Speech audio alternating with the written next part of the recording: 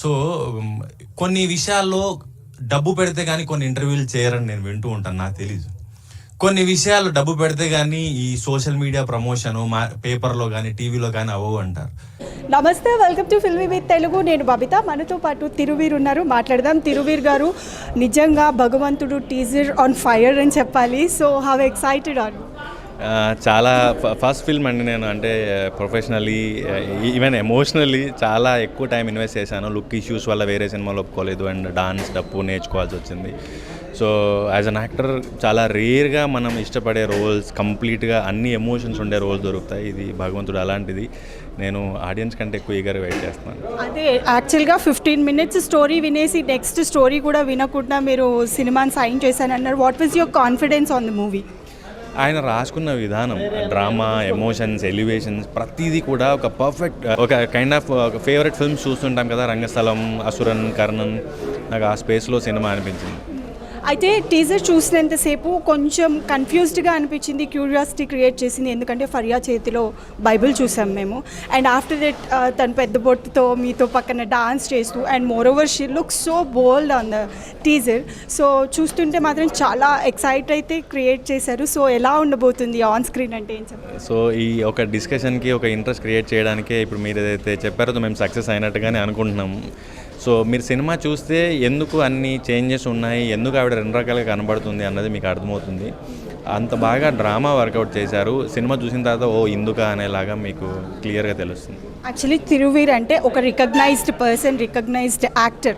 So ఎంత recognise అయినా చూడగానే జనాలు చూసి హే తిరువీర్ అని వచ్చి దగ్గరకు వచ్చి మాట్లాడే అంత మీరు ఇమేజ్ క్రియేట్ చేసుకున్నారు with your acting. But still మీరు ఇప్పుడు కొంచెం ఎమోషనల్ అని చెప్పాలా, అగ్రెసివ్ అని చెప్పాలా, ఐఎమ్ నాట్ అండర్స్టాండింగ్. బట్ మీరు కొంచెం కన్వే చేస్తే బాగుంటుంది అనిపిస్తుంది. తిరువీర్ గారు ఇప్పుడు అన్నారు కదా, డబ్బు పెడితేనే ఇంటర్వ్యూలు చేస్తారు లేకపోతే ప్రమోషన్ చేస్తారు అని. మీకు సినిమాకి అలా జరిగిందా అండి? కొంతమంది ఏదైతే ప్రొడ్యూసర్స్ చెప్పారో ఇవి ఇంటర్వ్యూస్ ఇలా కొంతమంది పాపులర్ ఉన్నాయి, కొంతమంది ఇవి ఎక్కువ జనాల్లోకి వెళ్తున్నాయి, ఇవి ఇంటర్వ్యూస్ ప్లాన్ చేయొచ్చు కదంటే వాళ్ళు డబ్బులు పెడతారు, మా దగ్గర లేవు అన్నారు. సో ప్రమోషన్స్ గురించి మాట్లాడుతూ you said something, so we want to hear from you. అంటే ఇది కొన్ని ఆర్థికపరమైనవి కూడా ఉంటాయి. సినిమా అనేది మనము మనీతో, ఈవెన్ ఒక యాక్టర్ అయినా డబ్బులు తీసుకుంటారు, టెక్నీషియన్ అయినా ఎవరైనా. ఇది ఒక ఆర్థికపరమైన ఒక వ్యాపారం లాంటిదే. కాబట్టి డైరెక్టర్లు, ప్రొడ్యూసర్లు ఎవరైతే చేస్తూ ఉన్నారో చాలామంది తెలిసిన వాళ్ళు, అనుభవం ఉన్న వాళ్ళు ఏం చేస్తారంటే మార్కెటింగ్ కూడా ఒక సెపరేట్ బడ్జెట్ పెట్టుకుంటారు. అది అవగాహన లేనప్పుడు, అది మన దగ్గర సమకూరినప్పుడు, లేకపోతే సినిమాకి ఎక్కువైపోయి మార్కెటింగ్ లేనప్పుడు, ఇలాంటి పరిస్థితుల్లో మాత్రమే మనం ఏం చేసినా, ఎంతో గొప్ప ప్రోడక్ట్ తయారు చేసినా, ఏం కనిపెట్టినా కూడా అది ఆడియన్స్ వరకు, కన్జ్యూమర్ వరకు వెళ్ళగలిగినప్పుడే దాన్ని అమ్మగలిగేది.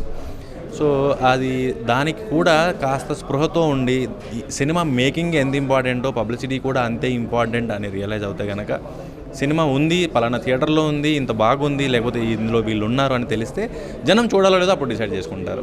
ఎగ్జాక్ట్లీ. అయితే యాజ్ అన్ యాక్టర్గా ప్రతి రోల్ని ఛాలెంజింగ్గానే చూస్తారు, ఛాలెంజింగ్గానే చేస్తారు.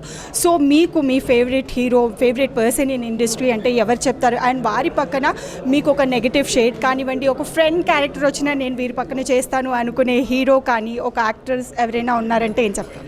చాలామంది ఉన్నారండి. ఫేవరెట్ హీరో అయితే నేను ఎన్టీఆర్ గారు అని చాలా సందర్భాల్లో చెప్పాను. ఫేవరెట్ పర్సన్ అయితే రానా దగ్గుబాటి గారు. ఆయన లైక్ బిగ్ బ్రదర్.